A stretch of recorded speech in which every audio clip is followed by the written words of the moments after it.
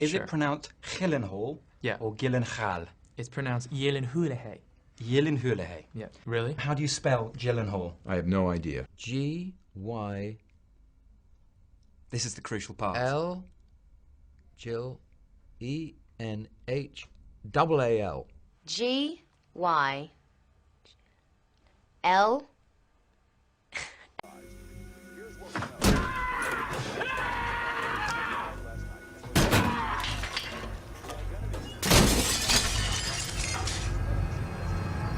Yeah, I'm probably going to butcher it too.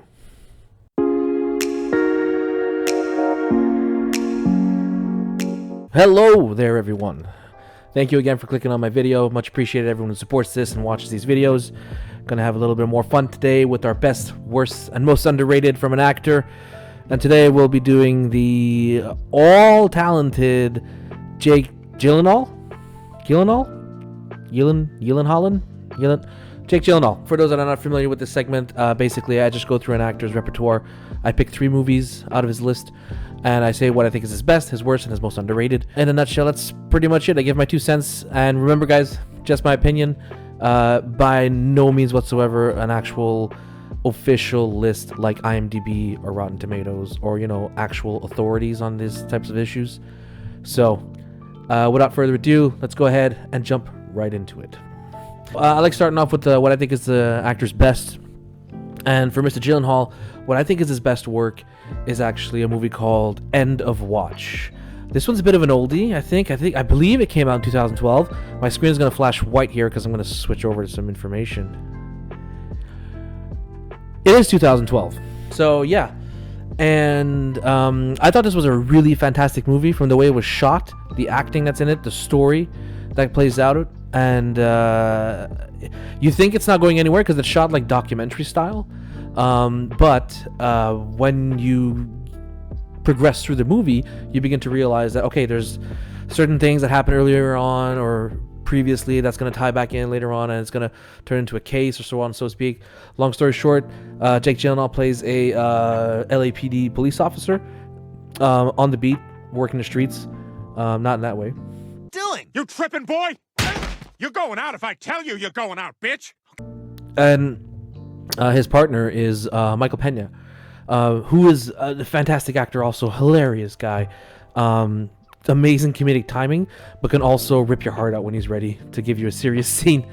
So 2 top-notch actors. Their banter together because they're partners is just absolutely perfect. It blows my mind that these 2 didn't turn into like the next Kevin Hart and Dwayne Johnson, you know? Well, the next, actually, they would be the first. The movie is amazing from beginning to end. The music is good, the story is good, the acting is peak. It's a must-watch, honestly. I can't believe it's not higher on so many lists. Amazing movie. And going from the best, now slipping into the what is considered the worst.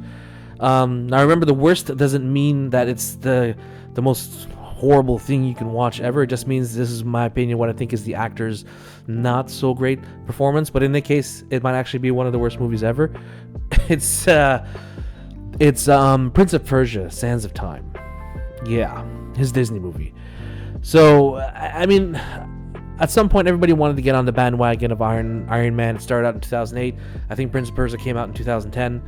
Everybody wanted to do the superhero, the franchise type movies, you know, and so they jumped on with this one. And honestly, absolute fucking bomb. Like, it really wasn't good.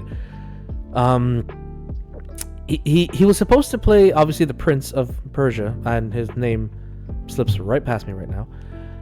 And he's supposed to play this type of like cocky, know-it-all, strong, confident person, which and Jake Gyllenhaal is a guy who can pull off a lot of different roles. He can play any character. I mean, have you seen Nightcrawler?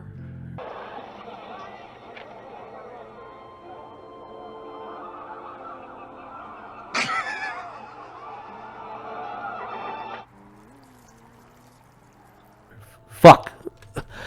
So it just felt forced. Just felt like he didn't want to be there, you know. And there was way too much CGI in that movie. Way too much CGI. They CGI'd a fucking gate at one point. Like, for what? Anyways, not his best performance, not an interesting story. It's not left open-ended, but you can see where there's room for a sequel. And they didn't pick it up. They just said, yeah, fuck this. We're done. We're gonna cut our losses. Seems quite popular in Disney nowadays to just say, fuck it, we're gonna stop here. So that's gonna be what I think is his worst work. And now moving into the underrated territory. Always one of my favorites because hopefully it gives an opportunity for anyone that sees these videos to see something that they've never seen or heard about before. And for me, to me, it's not underrated, obviously, but to a lot of people that I spoke to, they've never seen it, they don't remember it. It's a movie called October Sky. Jake Gyllenhaal was like 10 years old when this movie came out, or something like that, and it was just an amazing movie. It's the biography of a guy named, I believe it's Homer Hickam, and yeah. So long story short, this kid is into rockets. He really likes shooting them up in the sky, seeing how high they can go, North Korea style. Beep, pew.